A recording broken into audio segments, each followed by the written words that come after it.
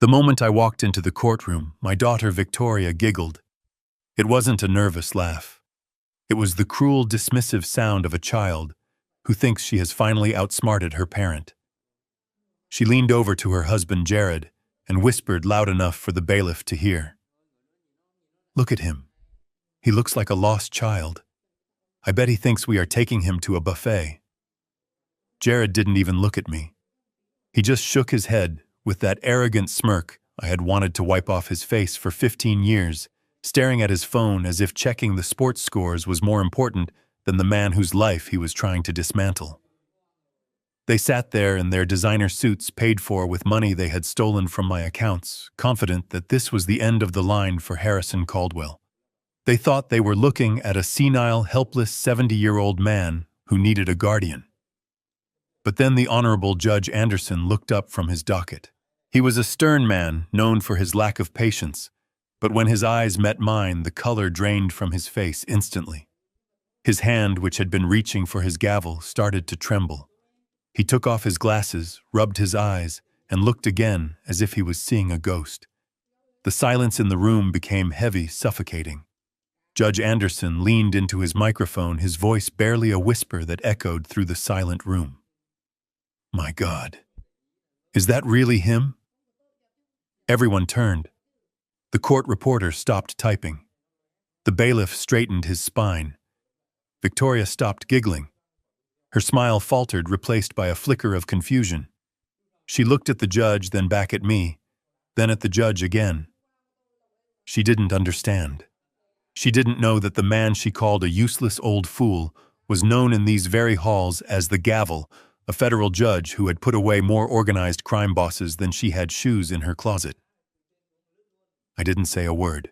I just adjusted my cuffs, looked my daughter dead in the eye, and offered her a cold, terrifying smile. That was the day I taught them the final lesson. The day they learned that you never, ever declare war on a man who wrote the book on strategy. But before I tell you how I destroyed their little scheme, let me know where you are watching from in the comments below. Hit like and subscribe if you have ever had to remind someone exactly who you are. The war didn't start in the courtroom. It started 3 months earlier, on the day I buried my wife, Catherine. The grass at the cemetery was still wet from the morning rain, and the smell of lilies was making me nauseous. I stood alone by the grave, holding a glass of scotch that tasted like ash in my mouth. I had been married to Catherine for 45 years. She was my anchor, my conscience, the only person who could soften my edges. Without her, I felt like a ship drifting in a storm.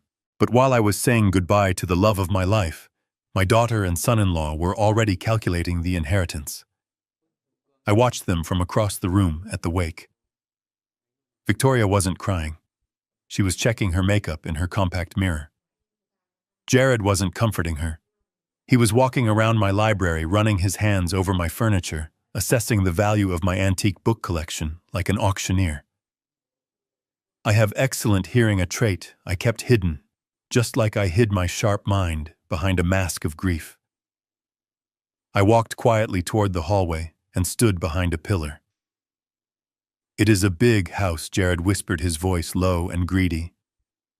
4.5 million easy. The market in Lake Forest is booming right now." Victoria sighed, not with sadness, but with impatience. "We have to move fast, Jared. Dad is already losing it." "Did you see him staring at the coffin? He is checking out.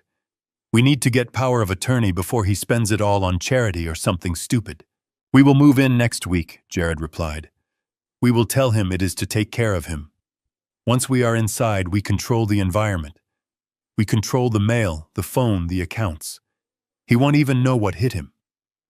I gripped my glass so hard I thought it would shatter. My wife was not even cold in the ground, and they were already planning the hostile takeover of my life. They didn't see me as a father. They saw me as an obstacle to a $4 million payday. I stepped out from behind the pillar, and they both jumped. "Dad," Victoria said, her voice instantly changing to a sickly, sweet tone that made my skin crawl. "We were just saying how worried we are about you. You shouldn't be alone in this big house." I stared at her, letting the silence stretch just long enough to make them uncomfortable. I am not alone, Victoria. I have memories. Jared stepped forward, clapping a hand on my shoulder. It felt heavy and condescending. That is the thing, Harry. Memories don't pay the bills or maintain a property like this. We want to help. We are going to stay for a while, just to get you settled. I didn't say yes. I didn't say no. I just turned and walked away. I knew if I spoke, I would evict them right then and there. But the judge in me knew that you don't file charges until you have built a case. I needed to see how far they would go. I didn't have to wait long. The first strike happened less than 48 hours later. I was in the garage polishing the chrome on my pride and joy. It was a 1967 Shelby Mustang GT 500 Midnight Blue with white racing stripes. I had bought that car the year I passed the bar exam. It wasn't just a car. It was a symbol of my independence, my history. It was valued at over $220,000, but to me, it was priceless. Jared walked into the garage eating an apple, chewing loudly. Nice car, Harry. Shame it just sits here gathering dust. I drive it every Sunday, I said, not looking up from the fender I was buffing. Yeah, about that, Jared said, leaning against the doorframe. Victoria and I were talking. We think it is unsafe for you to be driving a beast like this. You know, with your vision and your reflexes slowing down, you could hurt someone, or yourself. My vision is 20/20 with my glasses, Jared, and my reflexes are just fine. He chuckled, a dismissive sound. Come on, Harry. Be realistic. You are 70. You shouldn't be behind the wheel of a muscle car. Give me the keys. I will take it to a specialist mechanic I know in the city. Get it winterized, maybe put it in long-term storage for you. Save you the insurance money. I stood up and wiped the grease from my hands with a rag. I looked at him. This was a test. He was testing my boundaries. No, I said calmly. The car stays here. Nobody drives it but me. Jared's smile didn't reach his eyes. He stared at me for a moment, his jaw tightening. Have it your way, old man. Just trying to help. He walked away, but I felt a prickle on the back of my neck. That night, I locked the garage with the heavy deadbolt. I put the keys in my bedside drawer underneath my revolver. I went to sleep feeling uneasy, the kind of instinct that wakes you up at 3 a.m. And sure enough, the next morning, the silence in the house felt wrong. I went downstairs, made my coffee, and walked to the garage. The side door was unlocked. My heart hammered against my ribs. I pushed the door open. The spot where my Shelby Mustang had sat for 40 years was empty. There was just a rectangle of clean concrete where the car used to be, and a small oil stain. I didn't scream. I didn't collapse. I walked back into the kitchen where Jared was sitting at the table eating a bowl of cereal as if it was a normal Tuesday.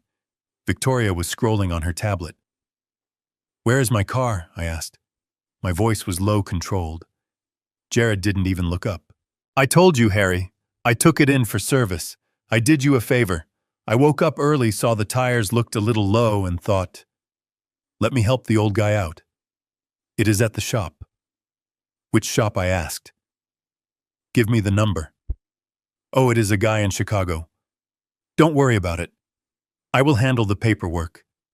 You just relax. You have enough on your plate grieving Mom. I looked at him. I looked at the way he avoided my eyes.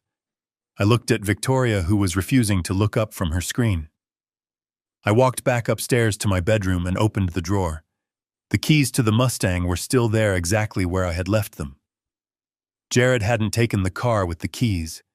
He had hotwired it. Or he had forced the ignition. He hadn't taken it to a shop. You don't steal a car at 5 a.m. to take it to a shop without the owner's permission. He had sold it. Or he was stripping it for parts. He had stolen my property right from under my nose and lied to my face, using my age as a shield, thinking I would just accept that I was too forgetful to remember if I gave him permission or not. I stood by the window looking out at the empty driveway. A cold, hard resolve settled in my chest. They thought they were dealing with a grieving, confused old pensioner. They thought they had just taken a toy away from a child. But they had just committed grand theft auto. They had just crossed the line from ungrateful children to criminals. I didn't call the police. Not yet. The police would just call it a civil dispute. They would say, "He is your son-in-law, he says he is helping you." No, I needed more. If I was going to take them down, I needed undeniable proof. I needed to let them think they were winning. I closed the drawer. I went back downstairs and sat opposite Jared. "Thank you, Jared," I said, forcing my voice to sound weak and defeated. "I suppose you are right. My eyes aren't what they used to be. Maybe it is better if I don't drive." Jared smirked at Victoria. "See, I told you he would understand." They exchanged a look of triumph. They thought I had surrendered. They had no idea that I had just declared war. And the Mustang was just the first casualty. The silence of the house didn't last long. It was replaced by the frantic, chaotic energy of an occupation. That is what this was. It was not a family moving in to care for an elderly relative. It was an occupation force seizing territory. The next casualty after my car was my last link to humanity within these walls. Mrs. Higgins. She had been our housekeeper for 30 years. She had ironed my judicial robes when I was sworn in. She had held Catherine's hand when the chemotherapy made her too weak to stand. She wasn't staff. She was the keeper of this house's history.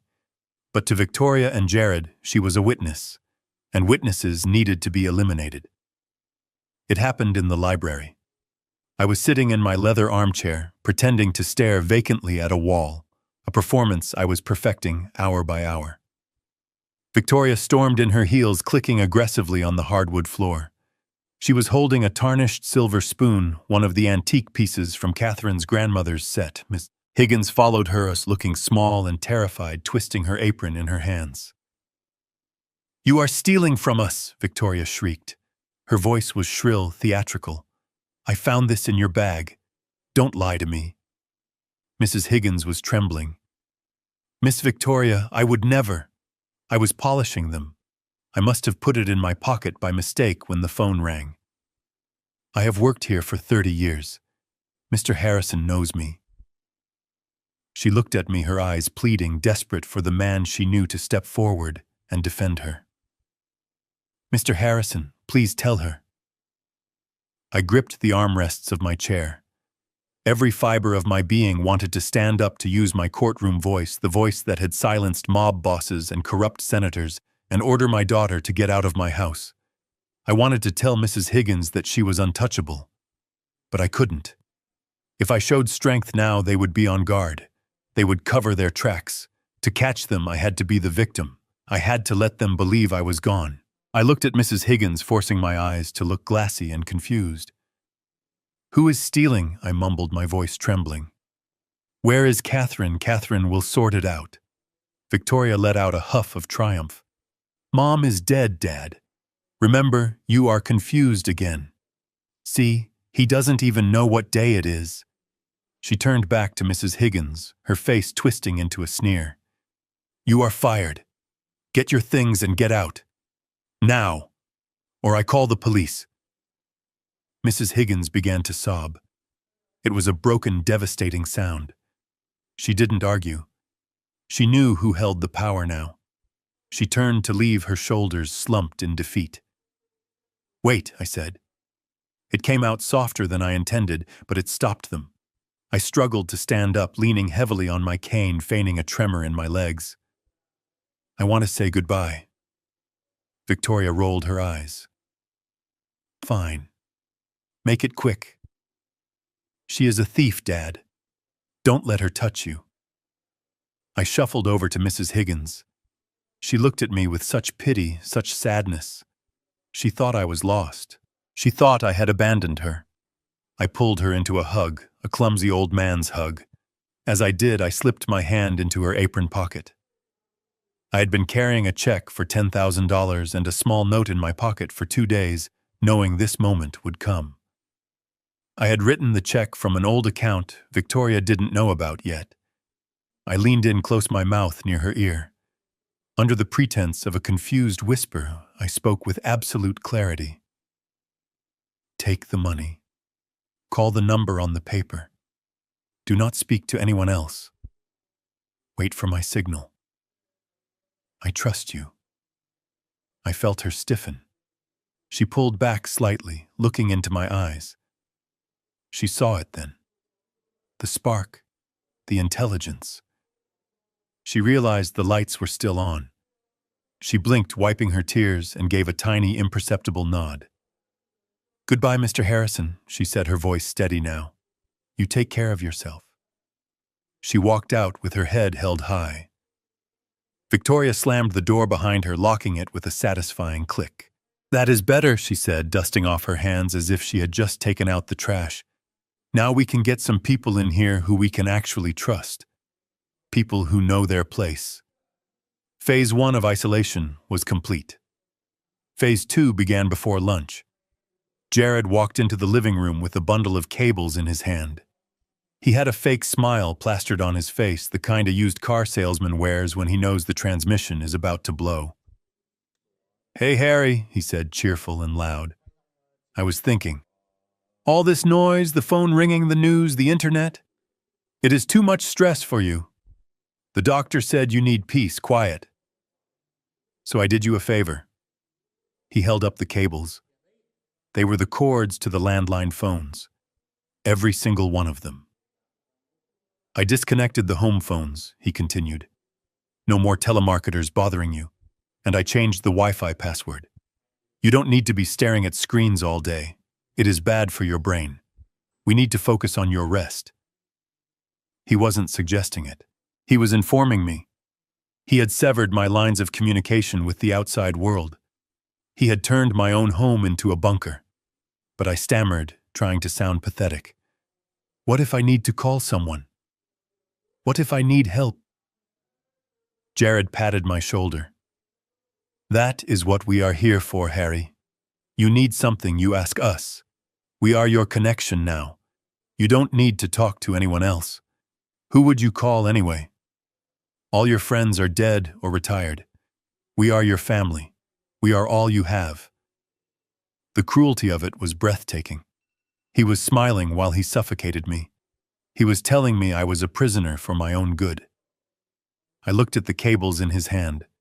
He thought he had cut me off. He didn't know about the burner phone I had taped inside the air vent in the master bathroom. He didn't know about the laptop I had hidden under the floorboards in the attic. He thought he was the warden. He didn't realize he was locked in here with me. Thank you, Jared, I said, lowering my head. You are right. The ringing, it hurts my head. Good man, he said. Now go rest. Dinner will be ready soon. Dinner. That was the final indignity of the day. The smell hit me first. It was rich, savory. Rosemary, garlic, searing beef fat. It was the smell of a prime ribeye steak being cooked to perfection. My stomach growled. I hadn't eaten a proper meal since the funeral. I walked into the dining room. The table was set beautifully. Crystal glasses, the good china. Victoria and Jared were sitting there, and in front of them were two massive steaks, perfectly seared juices, running onto the white porcelain. There was a bottle of my best Cabernet Sauvignon open on the table. I sat down at my usual spot at the head of the table, but there was no plate for me. Instead, there was a small plastic bowl. Inside was a gray, lumpy sludge. It looked like oatmeal that had been made with dirty dishwater. What is this? I asked, pointing a shaking finger at the bowl. Victoria cut a piece of steak, putting it in her mouth, and chewing slowly, savoring it. Oh, Dad. We read up on your condition. With your confusion and the stress, swallowing can be difficult. We don't want you to choke. It is an aspiration risk. I stared at her. My swallowing was fine. I had eaten a sandwich yesterday when they weren't looking. This is porridge, she said, swallowing her steak. It is fortified. It has all the nutrients you need. It is easier for you to digest. You don't want to get sick, do you? Jared took a long sip of my wine. It is for your own good, Harry. Steak is tough. You have old teeth. Eat up. It will make you strong. I looked at the gray sludge. Then I looked at the steak. This wasn't about health. This was about dominance. They were reducing me to an infant. They were stripping away the last shreds of my dignity, forcing me to watch them feast on my wealth while I ate slop. They wanted me to break. They wanted me to beg. Or worse, they wanted me to get angry, to throw the bowl, to prove I was unstable so they could call the doctors. I picked up the spoon. My hand trembled not from age but from a rage so hot it felt like it was burning my throat. I forced the spoon into the sludge. I lifted it to my mouth. It tasted like wet cardboard and shame. I swallowed it. I took another bite, and another. I ate every single bite of that vile gruel while they watched smirking, talking about the renovations they were planning for the kitchen. I kept my eyes on the bowl. I didn't let them see the cold calculation in my gaze. I needed fuel. Even garbage fuel was fuel. I needed strength for what was coming. After dinner, they sent me to bed like a naughty child. Go rest, Dad, Victoria said. We have friends coming over to celebrate the move. You need your sleep. I climbed the stairs, my cane thumping rhythmically. I went into my room and closed the door. I didn't turn on the light. I lay on the bed fully clothed, staring at the ceiling. Downstairs, the music started. I heard the pop of champagne corks. I heard laughter. Not just Jared and Victoria, but others. They were throwing a party. On the day they fired my housekeeper, stole my car, and fed me slop, they were having a housewarming party in a house they didn't own yet. To the new owners, I heard Jared shout. A chorus of cheers followed. This place is amazing, a stranger's voice yelled. What about the old man? Don't worry about him. Victoria's voice floated up through the floorboards, shrill and drunk. He is out of it. He will be in a home within the month. Then we can really redo this place. The money is basically ours already. I lay there in the dark, listening to them toast my demise. They were celebrating their victory. They were drunk on greed and arrogance. They thought the game was over. They didn't know the game had just begun. I reached under the mattress and pulled out a small black notebook. I turned on a penlight, shielding the glow with my hand. I wrote down everything. The date. The time. The firing of Mrs. Higgins. The theft of the silver spoon. The cutting of the phone lines. The withholding of food. The celebration downstairs. Every insult. Every lie. Every stolen dollar. It was all going into the record. They were building their dream life, but they were laying the foundation on a landmine. And I was the one holding the detonator. Sleep well, children, I whispered to the darkness. Enjoy the party, because the hangover is going to be fatal. The fog in my brain wasn't natural. I knew the aches of 70 years, the way rain settled in the knees, or how a name might slip just out of reach for a moment. But this was different. This was a lead weight pressing down on my frontal lobe, a suffocating gray blanket that wrapped around my consciousness the moment I opened my eyes. I was sleeping 18 hours a day. My hands, which had once signed federal warrants without a tremor, were now shaking so violently I couldn't hold a pen to do the crossword. Victoria sat on the edge of my bed, smoothing the duvet with a look of practiced concern that never quite reached her eyes. Dad, you are getting worse, she would whisper, her voice dripping with a sickly sweetness. You forgot to eat lunch again. You are staring at the wall. We are so worried. It is the grief, Dad. It is eating you alive. I hadn't forgotten lunch. I had skipped it because the soup smelled metallic like copper pennies. But the constant gaslighting was eroding my defenses. Was I losing it? Was this the slide into darkness everyone feared? Then came the expert.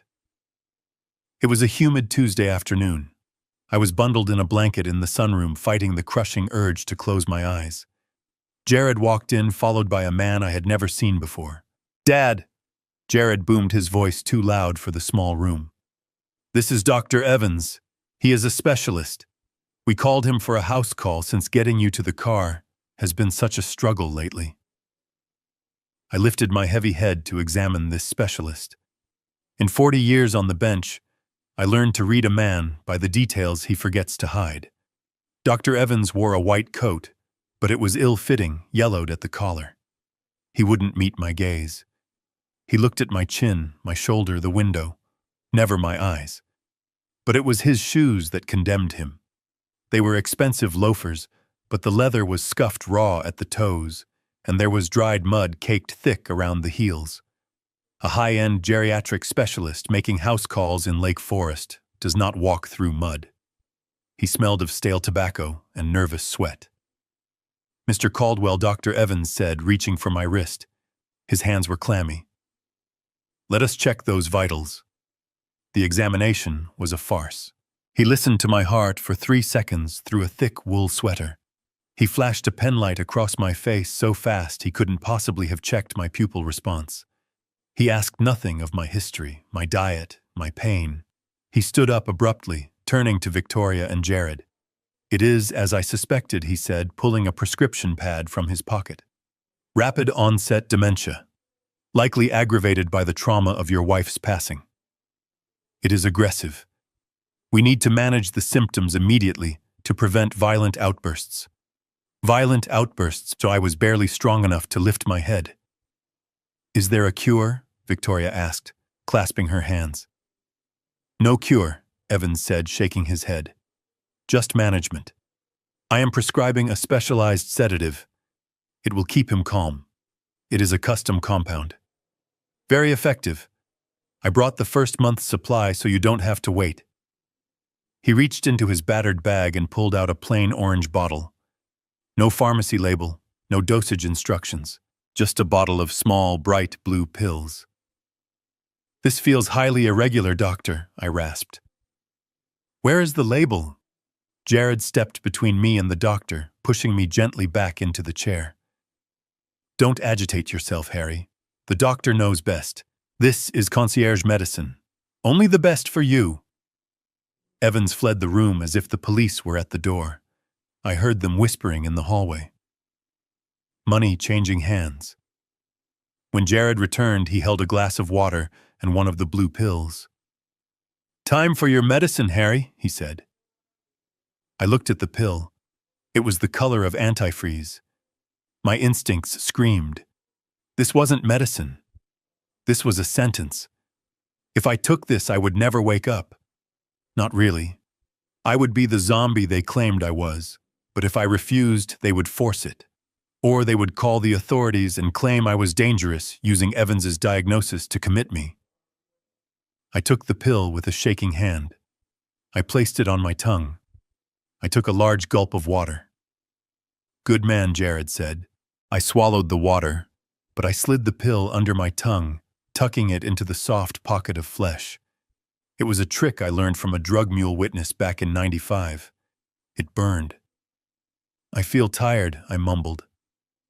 "It works fast," Jared said, checking his watch. "Go to sleep, old man."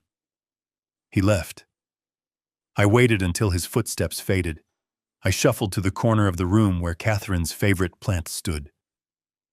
A sansevieria. A snake plant. Indestructible. "I am sorry." "Catherine," I whispered. I spat the dissolving blue pill into my handkerchief. I crushed it into a powder and mixed it with water from my carafe. Then I poured the toxic slurry into the soil of the snake plant. If it was just a sedative, the plant would be fine. Maybe a little droopy. I spent the next 3 days playing the part. I flushed the pills. I slurred my speech. I let them talk about selling the house right in front of me. But my eyes were always on the plant. On the first day, the tips turned yellow. On the second day, the rigid stalks began to sag. By the morning of the third day, the plant was dead. It wasn't just dead, it was destroyed. The leaves had turned a slimy, necrotic black. They had collapsed into a rot that smelled of sulfur. The chemical had liquefied the cellular structure from the inside out. I stared at the black ruin. My hands stopped shaking. The fog was gone, replaced by a cold, diamond-hard clarity. They weren't just drugging me. They were killing me. Slowly. Organ failure. Dr. Evans would sign the death certificate. I looked at the black leaves. That was my liver. That was my kidneys. I heard footsteps. Victoria. I threw a newspaper over the plant and slumped in my chair, mouth open. Dad. You okay? She called from the doorway. I grunted. She wrinkled her nose. Smells like something died in here. She left. I waited. Then I took a photo of the dead plant with my burner phone. I bagged the soil and the dead leaves. This wasn't waste. This was evidence. This was attempted murder. The gavel was awake and court was about to be in session. The first 24 hours without the blue pills were a descent into a private kind of hell. My body, deprived of the chemical leash it had been forced to wear, rebelled with a violence that terrified me. I lay in my bed, sweat soaking through the sheets, my muscles seizing in microscopic spasms that felt like electric shocks running just beneath the skin. My heart hammered a frantic, irregular rhythm against my ribs, a bird trapped in a cage. I wanted to scream. I wanted to claw at the walls. But I lay still. I forced my breathing to remain shallow and ragged, mimicking the decline they were so eager to see. Victoria came in to check on me around noon. She didn't bring food. She just stood at the foot of the bed, watching my trembling hands clutching the blanket. He is fading fast, she whispered into her phone, turning slightly away from me. The doctor said the progression would be rapid, but this is efficient. Yes, I will call the realtor today. She thought I was dying. She didn't realize that for the first time in weeks, I was actually waking up. The withdrawal was agony, yes, but through the pain the fog was lifting. The edges of the room, which had been soft and blurry for days, were sharpening into focus. I could hear the hum of the refrigerator downstairs. I could smell the distinct, cloying scent of Victoria's perfume lingering in the hallway. My mind was coming back online, rebooting system by system, and it was hungry for justice. I waited until the late afternoon for my window of opportunity. Jared had a routine. At 4 o'clock, after his exhausting day of spending my money and playing video games in my living room, he took a shower. A long, steamy shower. He liked to sing, loudly, badly. As soon as I heard the plumbing groan and the off-key warbling begin, I threw off the covers. My legs were weak, but adrenaline is a powerful fuel. I grabbed the plastic baggie from my hiding spot inside the hollow bedpost. Inside was the soil sample, the dead leaves of the snake plant, and a handwritten note I had scrawled with a shaking hand during the night. The note contained names, dates, the chemical taste of the pills, and a directive. I moved to the window. It opened onto the side garden obscured from the street by a high hedge. I climbed out. At 70, climbing out a window is not a graceful act. I scraped my shin, tore my pajama sleeve, and landed in the mulch with a heavy thud that knocked the wind out of me. I froze, listening. Jared was still singing. I crawled on my hands and knees toward the old oak tree at the back of the property. Catherine and I had planted it 40 years ago. It was our anchor. Now it would be my post office. I dug a hole at the base of the trunk using a silver spoon I had swiped from my dinner tray days ago. The earth was cool and damp. I placed the plastic bag in the hole. I covered it with dirt, patted it down, and scattered dead leaves over the spot to mask the disturbance. It looked natural, just another patch of ground in a neglected garden. I didn't go back to the window. I couldn't risk the climb. I slipped through the side door into the mudroom, moving like a ghost in my own home. I needed to send the signal. I made my way to the basement. The air down there was cool and smelled of dust and old paper. It was the smell of my archives boxes of case files I had kept from my years on the bench. Victoria and Jared never came down here. It was too dark, too dirty for their tastes. They preferred the marble and light of the upper floors. I walked to the utility panel in the far corner. I pried open the metal casing. Taped to the inside was a Nokia brick phone, a relic from the early 2000s. I kept it charged. I kept it prepaid. Paranoia, Catherine used to call it. Preparation. I had corrected her. I turned it on. The battery was full. I dialed a number I knew by heart. It rang twice. Law Office of Sarah Jenkins, a sharp professional voice answered. I didn't identify myself. I didn't say hello. I spoke in a code we had established 2 decades ago when she was my clerk, and we were dealing with threats from the cartel. The docket is full, Sarah, I rasped. We have a motion to dismiss on the grounds of toxicity. Evidence is filed at the Oak. The client is compromised. There was a pause, a silence that lasted 2 heartbeats. Then Sarah's voice changed. It lost its administrative polish and became steel. Understood, Your Honor. Is the client secure? Negative. Hostile environment. Immediate action required. I will draft the writ. Stay low. The line went dead. I turned off the phone and taped it back inside the panel. My hands were shaking again, but this time from exertion, not weakness. I had done it. The cavalry was coming. I turned to leave the basement, but I froze. The stairs creaked. Someone was opening the door at the top of the stairs. Light flooded down, blinding me in the gloom. Dad. Victoria's voice echoed down the stairwell, sharp and suspicious. What on earth are you doing down there? Panic flared in my chest. If she found the phone, if she realized I was mobile and coherent, the game was over. They would increase the dosage. They would restrain me. I slumped my shoulders. I let my jaw go slack.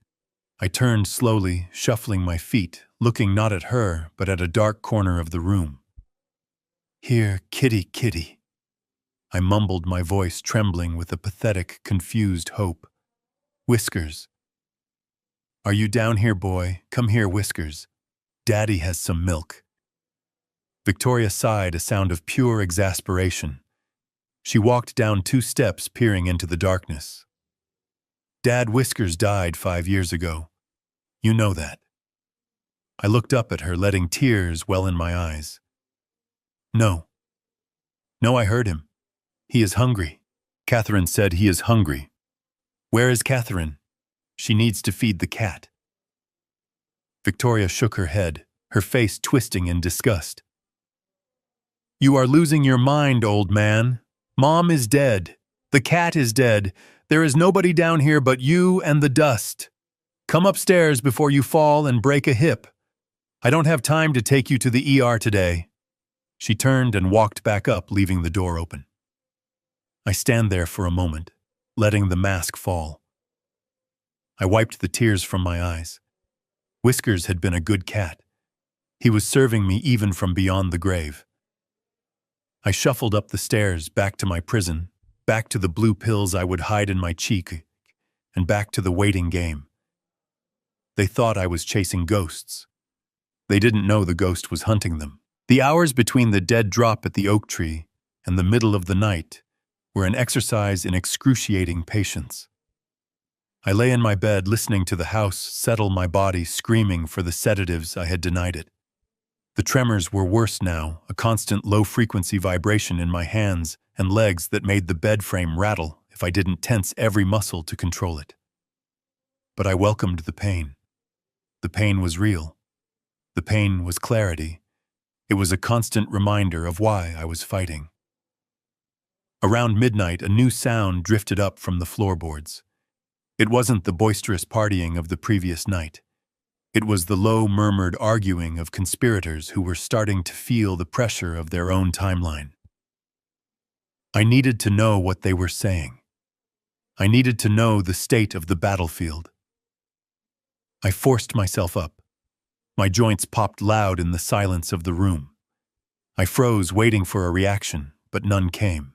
I slipped on my wool socks, the same ones I used for my late-night patrols during the big mafia trials of the 90s when insomnia was my constant companion. I moved to the door and eased it open. The hallway was dark, save for a sliver of light coming from the kitchen downstairs. I didn't go to the stairs immediately. I moved down the hall to the guest room, the one they had claimed as their master suite. The door was open, the room empty. They were downstairs. This was my chance to see the physical evidence of their occupation. I slipped inside their room. It smelled of stale perfume and greed. My eyes adjusted to the gloom and my heart sank. The room was a disaster zone of my possessions. On the dresser, Victoria had piled Catherine's jewelry boxes. Not the costume jewelry, but the velvet boxes from the safe I thought I had hidden well enough. I walked over my steps, silent on the carpet. I opened the top box. It was empty. Catherine's pearl necklace, the one I bought her for our 30th anniversary, was gone. I opened another. Her diamond tennis bracelet. Gone. Panic, cold and sharp, spiked in my chest. I looked around the room. On the bedside table next to a half-empty bottle of wine was a stack of pink slips, pawn shop receipts. I picked them up, my hand shaking with a rage so profound it almost blinded me. Fast cash pawn on 4th Street. They hadn't even taken them to an appraiser or an auction house where they might get fair value. They had pawned my dead wife's heirlooms for quick cash at a strip mall fence. The dates on the receipts were from 3 days ago, the day Dr. Evans arrived. They were liquidating the assets to pay for the poison. I memorized the address. I memorized the ticket numbers. I would get them back. I would burn down the pawn shop if I had to, but I would get them back. I put the receipts back exactly as I found them. I turned to leave, but something under the bed caught my eye. A heavy metal briefcase. It wasn't mine. It was Jared's. I knelt down my knees, protesting on the hard floor. The case was locked, a simple 3-digit tumbler. Jared was not a complex man. I tried the first combination that came to mind. 777. The slot machine jackpot. The latch clicked open. I lifted the lid. Inside there were no papers. There was cash, stacks of it, rubber-banded rolls of $100 bills. It looked like $20,000, maybe $30,000. But next to the cash was something that made my blood run cold. It was a gun. A snub-nose .38 special. The serial number had been filed off. It was a throwaway piece, a burner gun, the kind used by low-level enforcers and desperate criminals. Why did my son-in-law, a failed real estate broker, have a serialized weapon and 30 grand in cash under his bed? This wasn't just greed anymore. This was dangerous debt. This was the kind of trouble that didn't end with a lawsuit. It ended with a shallow grave. They weren't just stealing from me to live the high life. They were stealing from me to pay off someone scary, someone who wouldn't accept excuses. I closed the case and scrambled the lock. I shoved it back under the bed. The narrative in my head shifted. I wasn't just fighting for my property. I was fighting for my life against people who were backed into a corner by wolves. I left the room and crept to the top of the stairs. The voices from the kitchen were clearer now. "He has to go this week," Jared was saying, his voice tight with stress. Rocco called again. He said the interest compounds daily. We need the house sale to clear before the end of the month, or they start breaking fingers. "It is not that simple," Jared, Victoria hissed back. "The power of attorney has a waiting period, unless Dr. Evans declares him incapacitated immediately." "Then call Evans," Jared snapped. "Tell him to up the dose. Make him a vegetable if you have to. I am not losing my kneecaps because your dad is taking too long to die." I gripped the banister. My knuckles turned white. They were accelerating the timeline. "Rocco, That was the name. A loan shark. Jared was in deep with a loan shark, and I was his collateral. Suddenly I heard the scrape of a chair against the kitchen floor. Footsteps approaching the stairs. "I am going up to check on him," Victoria said. "I want to make sure he actually swallowed the pill tonight." I was exposed. I was 10 feet from my room, but the floorboard in front of my door groaned like a dying animal if you stepped on it wrong. I couldn't make it back in time without making noise. I looked around frantically. The linen closet was 2 feet away. I pulled the door open and squeezed inside, pulling it shut, just as Victoria's shadow fell across the top of the stairs. I held my breath. The closet smelled of lavender sachets and mothballs. I pressed myself against the shelves of towels, praying my tremors wouldn't make the door rattle. Victoria walked past the closet. I could hear the swish of her silk robe. She stopped at my bedroom door. She opened it. Silence. She was looking at my empty bed. My heart hammered against my ribs like a trapped bird. If she turned on the light, if she saw the bed was empty, the alarm would be raised. They would hunt me down. They would realize I was mobile. "Dad," she whispered into the dark room. I didn't answer. I bit my tongue to keep from coughing. She stepped into the room. I heard the bathroom door open. "Dad, are you in there?" She was moving deeper into the room. This was my chance. I eased the closet door open. I slipped out into the hallway. I didn't run. Running makes noise.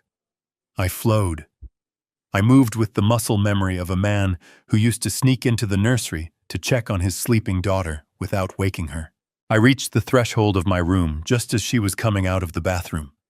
I leaned heavily against the doorframe, letting my body sag, my eyes drooping half shut. "Victoria," I mumbled, slurring the words. "Is it morning?" She jumped, spinning around. She put a hand to her chest. "Jesus, Dad. You scared me." "Where were you?" I blinked slowly, looking confused. "Water. Thirsty. Kitchen is too far. Got lost." She let out a breath of relief, but her eyes were still suspicious. "You were downstairs." "No," I lied, pointing vaguely down the hall. "Bathroom. Wrong door. Dark." She stared at me for a long moment, analyzing my posture, my face. I let a little drool escape the corner of my mouth. I let my hand shake violently against the doorframe. She bought it. The contempt in her eyes returned, replacing the suspicion. "You are wandering," she said, disgusted. "Go back to bed. I will get you water. Do not leave this room again." I shuffled back to the bed and climbed in. She watched me, her arms crossed. "You are a mess, Dad," she whispered. "A total mess." She left, closing the door firmly. I heard the lock click from the outside. She had locked me in. I lay in the dark, my heart rate slowly returning to normal. They had locked the door. That complicated things. But they had forgotten one thing. This was my house. I built it. I knew its secrets. The bedroom door had a lock, yes, but the hinges were on the inside. And I had a multi-tool in the pocket of my suit jacket hanging in the closet.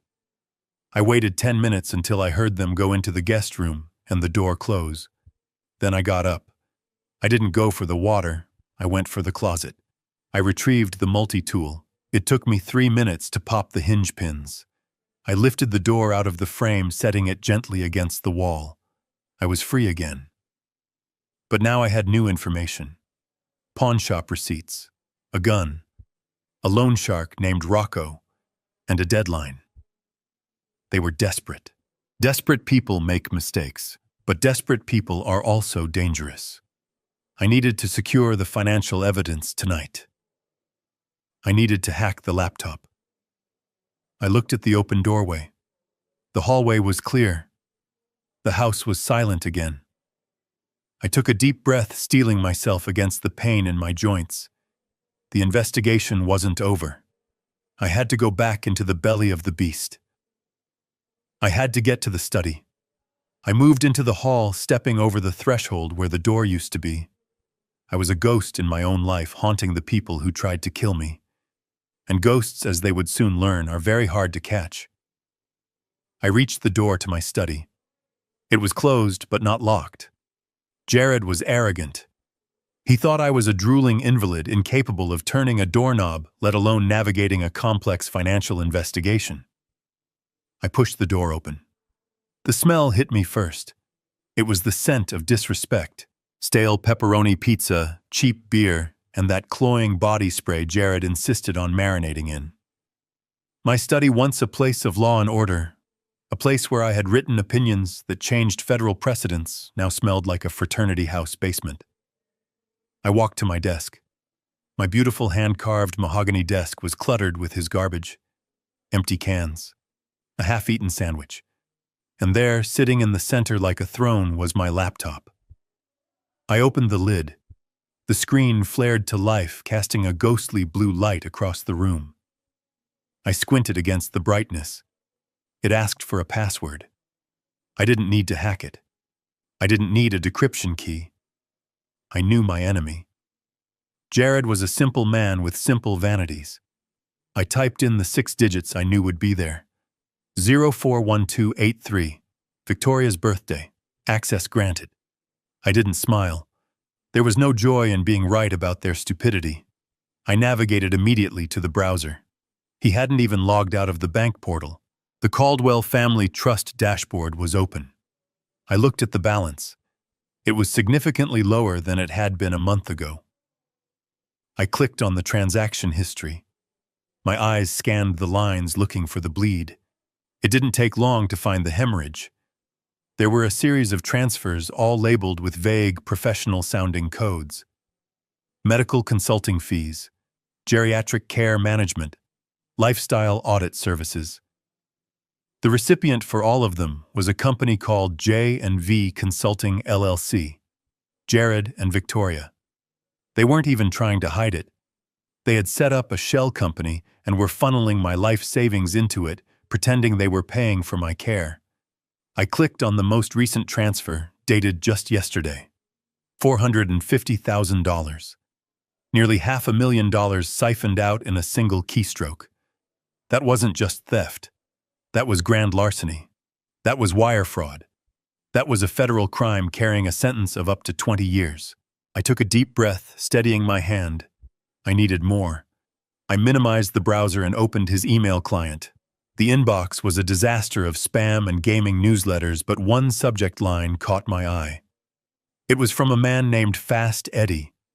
I knew Fast Eddie. He was a real estate broker who had lost his license twice for unethical practices. The subject line read, "Urgent Sale Lake Forest Property." I opened the thread. My blood ran cold as I read Jared's words. "Eddie, we need to move this fast. The old man is deteriorating quicker than we thought. We need the cash to finalize the LLC investments. List it for 3.8 million. My house, this estate, was appraised at 4.5 million just last year. They were willing to lose $700,000 just to dump the asset quickly. They wanted the cash liquid before I died, or before anyone asked questions." I read Eddie's reply. 3.8 is a steal. I can have a buyer in 24 hours at that price. But what about the resident? We can't do showings with a senile old man wandering around in his pajamas. Jared's response was the smoking gun. It was the sentence that would seal his fate. "Don't worry about the resident. He is going to Sunny Meadows next week. We are finalizing the paperwork for the involuntary commitment tomorrow. He won't be a problem by the time you bring the buyers." Sunny Meadows. It wasn't a retirement community. It was a state-funded warehouse for the indigent and the forgotten. It was a place where people went to rot in urine-soaked sheets. They had stolen nearly $500,000 of my money, sold my car, and were selling my home for pennies on the dollar. Yet they were planning to dump me in the cheapest, filthiest hole they could find to save a few grand a month on my care. The cruelty was absolute. It was efficient. It was sociopathic. I reached into my pocket and pulled out a micro USB drive. It was small, silver, and unassuming. I plugged it into the side of the laptop. My hand hovered over the trackpad. I selected everything. The bank statements, the transfer receipts to J&V Consulting, the email thread with Fast Eddie, the draft of the guardianship application they were planning to file. I dragged the files to the external drive. The progress bar appeared, a green line slowly filling up. Copying items, time remaining 30 seconds. It felt like 30 years. I stood in the blue glow, my ears straining for any sound from the hallway. If Jared woke up for a glass of water, if Victoria got up to use the bathroom, if they caught me here standing tall, operating a computer, saving evidence, the charade would be over. They would realize I wasn't senile, and then they would get desperate. Dr. Evans would come back with a stronger dose, or a pillow. 10 seconds. The floorboard in the hallway creaked. I froze. The sound was unmistakable. Someone was moving. 5 seconds. I heard the rustle of fabric. A cough. Jared. 0 seconds. Complete. I yanked the USB drive out. I closed the laptop lid, wiping the surface with my sleeve to remove my fingerprints. I didn't have time to arrange the pizza boxes back exactly how they were. I just had to hope he was too hungover to notice. I moved to the door, pressing my ear against the wood. The footsteps were heavy, clumsy. They were moving toward the bathroom, not the study. The toilet flushed. The water ran for a second. Then the heavy footsteps returned to the bedroom. The bed springs groaned. The snoring resumed. I let out a breath I didn't know I was holding. I slipped out of the study and glided back to my room. I went into my private bathroom. It was the only place I had left that felt somewhat secure, mostly because Victoria refused to enter it, claiming it smelled like old people. I lifted the heavy porcelain lid of the toilet tank. It was heavy, cool to the touch. I took a piece of waterproof duct tape from my pocket. I taped the tiny silver USB drive to the underside of the lid, high up where the water wouldn't touch it. I lowered the lid carefully, ensuring it made no sound as it settled back onto the ceramic tank. It was done. I had the poison. I had the financial trail. I had the intent to sell. I had the conspiracy to commit. I looked at myself in the mirror above the sink. My reflection was gaunt. My hair was wild. I looked like a madman, but the eyes staring back were cold and hard. They wanted to put me in Sunny Meadows next week. They wanted to sell my sanctuary for a quick payout. They wanted to erase Harrison Caldwell. I walked back to my bed and climbed in. I pulled the covers up to my chin. I stared at the ceiling, waiting for the sun to rise. I wouldn't sleep tonight. I didn't need sleep. I needed to rehearse. Tomorrow they would bring the papers. Tomorrow they would try to trick me into signing away my life. I closed my eyes and smiled in the dark. Let them come. I had a surprise for them. The trap was set, the evidence was secure, and the judge was ready to deliver his verdict. They thought they were the predators. They had no idea they were locked in a cage with a lion. The morning sun filtered through the heavy curtains of the master bedroom, casting long, dust-mote-filled beams across the floor. It should have been a beautiful day, the kind Catherine and I would have spent drinking coffee on the patio, watching the cardinals nest in the oak tree. Instead, the air in the room felt stagnant and heavy, charged with a predatory anticipation. I sat in my wheelchair by the window, a prop they had insisted on buying from a second-hand medical supply store to further their narrative of my rapid decline. I didn't need it, but I sat in it, letting my head loll to the side, my mouth slightly open, waiting for the performance to begin. At 9 sharp, the door opened. Victoria walked in. She wasn't wearing her usual loungewear. She was dressed in a sharp business suit, her hair pulled back in a severe bun. She looked like she was going to a board meeting or perhaps a hostile takeover. In her hand, she carried a thick manila envelope and a black fountain pen. Jared hovered in the doorway behind her, his arms crossed, his eyes darting around the room as if checking for invisible witnesses. "Good morning, Dad," Victoria said. Her voice was bright, too loud, the way one speaks to a child or a simpleton. "We have some good news. I found a new insurance plan for you. Better coverage, better doctors. We just need to get the paperwork out of the way so we can enroll you today." She placed the stack of papers on the small table in front of me. I looked down at them through half-closed eyelids. The top page was indeed a generic medical history form, something innocuous. But the edges of the papers underneath were slightly misaligned. I saw the bold capitalized font peeking out from the second page. Durable power of attorney, revocation of prior directives, asset control authorization. These weren't insurance forms. This was a complete surrender of my legal existence. If I signed these, Victoria would have the power to sell my house, liquidate my investments, empty my bank accounts, and make medical decisions on my behalf, including the decision to cease care. It was a death warrant disguised as bureaucracy.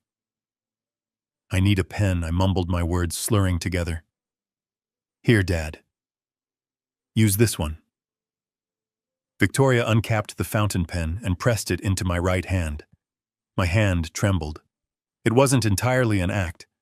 The residue of the sedatives and the stress of the last few days had taken a toll, but I exaggerated the tremors, letting the pen wobble violently between my fingers. I lowered the nib to the paper. "Just sign right there at the bottom," Victoria urged, tapping a manicured fingernail on the signature line. I tried. I really did. I dragged the pen across the paper, creating a jagged, ink-blotted line that looked nothing like a signature. It looked like a seismograph reading of an earthquake. I let the pen slip from my fingers. It clattered onto the table, rolling across the document and leaving a smear of black ink. "Oops," I whispered. Dropped it. Victoria sighed, a sharp intake of breath through her nose. She picked up the pen and wiped the ink off the page with her thumb. "It is okay, Dad. Just try again. Focus. Hold it tight." She jammed the pen back into my hand. This time she wrapped her fingers around mine, squeezing hard. Her skin was cold. Her grip was painful, her nails digging into the thin skin of my knuckles. "I will help you," she said, her voice tight. "We will do it together." She began to force my hand to move. She was trying to guide me to write Harrison Caldwell. This was it. The moment of truth. If I let her guide my hand, a forensic handwriting expert might later argue that I had assistance, but they could also argue that the intent was there. I couldn't let a legible signature appear on this document. I decided to escalate the chaos. I felt a tickle in my throat summoned from the depths of my lungs. I coughed, a dry hacking cough, then another. I convulsed in the chair, jerking my arm back violently. The pen tore through the paper, a long, ugly rip right through the signature line of the power of attorney document. I dropped the pen again, hacking and wheezing, doubling over as if I couldn't breathe. "Oh, for God's sake," Jared shouted from the doorway. "He ruined it." Victoria stared at the torn paper. Her face went red. The mask of the caring daughter dissolved completely, revealing the monster underneath. She didn't ask if I was okay. She didn't get me water. She slammed her hand down on the table, making the lamp rattle. "You useless old man," she screamed. The silence that followed was deafening. I stopped coughing. I looked up at her, letting fear show in my eyes, though what I felt was a cold, burning satisfaction. She had said it. She had finally said what she had been thinking since the funeral. Victoria grabbed my shoulders and shook me. "Sign it. Just sign the damn paper so we can be done with this. Sign it and die already so we can move on with our lives. Do you have any idea how exhausting this is? Waiting for you to just let go." There it was, the truth, naked and ugly. Jared stepped into the room. "Vic, calm down. He is looking at you." "I don't care," she spat, turning to grab a fresh copy of the document from her briefcase. She had come prepared. She knew I might mess up the first one. She slapped the new document down on the table. "Sign it," she hissed, leaning into my face. "Or so help me God, I will have Dr. Evans double the dose. I will have him put you in a coma, and I will guide your hand while you are unconscious. Do you understand me?" I shrank back into the wheelchair, making myself as small as possible. I needed to sign. If I didn't, they would follow through on the threat. They would overdose me. I needed to survive to fight them in court. But I couldn't give them a valid signature. I reached for the pen. But this time, I didn't reach with my right hand. I reached with my left. "What are you doing?" Jared asked. "Use your right hand." "Hurt." I whimpered, clutching my right wrist where Victoria had dug her nails in. "It hurts. Can't hold." Victoria looked at my right hand. There were red crescents where her nails had pierced the skin. A small drop of blood was forming. She flinched, perhaps realizing she had left physical evidence of abuse. "Fine," she snapped. "Use the left. Just make a mark. Anything." I took the pen in my left hand. I am not ambidextrous. I have never written with my left hand in my life. The grip was awkward, foreign. I lowered the nib to the paper. I wrote H. Caldwell. It was shaky. It was slanted the wrong way. The pressure points were all wrong. The loops were jagged. It looked like the writing of a child or a very sick man. But more importantly, to the eyes of the law and forensic science, it was a signature made under extreme duress with a non-dominant hand, which fundamentally alters the biometric rhythm of the writing.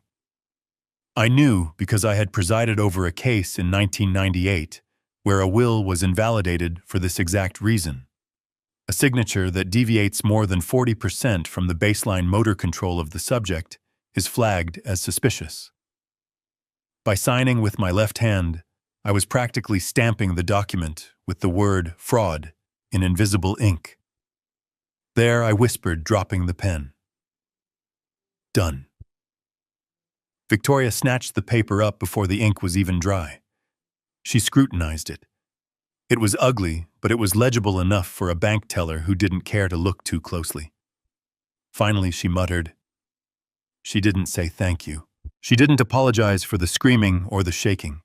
She stuffed the papers into her envelope. "Get him cleaned up," she said to Jared, gesturing vaguely at me.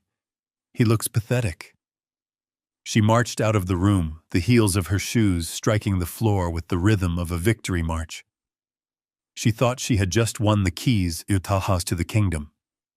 She thought she now owned me, my house, and my fortune. Jared looked at me with a mixture of disgust and pity. He shook his head. "You really made that harder than it needed to be, Harry. We are just trying to help you." He didn't help me up. He didn't check my bleeding hand. He turned and followed his wife, closing the door behind him. I sat alone in the wheelchair, listening to their footsteps fade down the hallway. I heard them high-five. I heard the pop of a champagne cork. Again. They were celebrating my erasure. I looked down at my right hand. The blood from where Victoria's nails had broken the skin was smearing onto my trousers. I didn't wipe it off. I needed that. I needed the wound to scab over. I needed the physical proof of the coercion. I stood up from the wheelchair. My legs were stronger today. The detox was working. I walked to the bathroom and looked at myself in the mirror. They had the paper. But that paper was a trap. When I stood in court and showed the judge that signature, when I showed him the difference between my right-handed script and that left-handed scrawl, and when I combined that with the testimony of my bloody hand and the audio recording of Victoria screaming at me to die, that document wouldn't just be void. It would be the primary exhibit in a felony extortion trial. I washed the blood off my hand, carefully patting it dry. I walked back to the window and looked out at the oak tree. The evidence was safe. Sarah knew the plan. The trap was sprung. Now all I had to do was wait for them to make their move. They would try to move me soon. They wouldn't want me in the house when they started liquidating the assets. They would try to dump me. And that would be the moment I disappeared, only to reappear as their worst nightmare. I climbed back into bed, pulling the sheets up to my chin. I closed my eyes, but I didn't sleep. I replayed the scene in my mind, memorizing every word, every gesture, every second of their cruelty. I was building the file in my head page by page, and it was going to be a masterpiece. They came for me at dawn just as the sky was turning a bruised purple over the lake. I was awake, of course. I hadn't slept since I signed the papers with my left hand. I was waiting for the final betrayal, and it arrived in the form of two men who looked less like medical professionals and more like bouncers at a dive bar. They didn't knock. They didn't introduce themselves. They simply barged into my room, filling the space with the smell of stale coffee and aggression. One of them, a man with a neck as thick as a tree trunk, grabbed my arm. "Mr. Caldwell." "Time to go," he grunted. I didn't resist. I let my body go limp, playing the part of the confused geriatric to the bitter end, where I mumbled, looking around wildly. "Where is Catherine?" Victoria appeared in the doorway. She was wearing sunglasses even though the sun hadn't fully risen. She couldn't look me in the eye. She looked at her shoes, at the wall, at the heavy grip the orderly had on my bicep. "It is for the best, Dad," she said, her voice tight and brittle. "We found a place that can give you the care we can't. Professionals. It is beautiful. You will love it." Liar. They marched me out of the house I had built past the garden where I had buried the evidence and shoved me into the back of an unmarked white van. There were no windows in the back, just a metal cage separating me from the driver. It wasn't a medical transport. It was a prisoner transfer. We drove for an hour. I felt the smooth pavement of the highway give way to the potholed, neglected roads of the industrial outskirts. We weren't going to the Golden Horizon facility. She had shown me brochures for the one with the lake views and the organic chef. We were heading to the places people go when they have been erased. When the doors opened, the smell hit me first. It was a physical blow. Urine, boiled cabbage, and bleach trying desperately to cover up the scent of decay. I looked up at the sign above the peeling paint of the entrance. Sunny Meadows. The name was a cruel joke. The building was a concrete block with barred windows surrounded by a chain-link fence topped with razor wire. It looked like a minimum security prison for the forgotten. The orderlies dragged me inside. The lobby was dim-lit by flickering fluorescent tubes that buzzed like trapped insects. The floor was sticky. In the corner, an old woman in a wheelchair was staring at a blank television screen, rocking back and forth, muttering to herself. No one was attending to her. They brought me to the intake desk. A woman behind the glass, looking bored and tired, barely glanced up. "Name?" she asked, popping a bubble of gum. "Harrison Caldwell," the orderly said, tossing a manila envelope onto the counter. "Standard admit. Payment secured for the first month. Cash." I listened closely. Cash.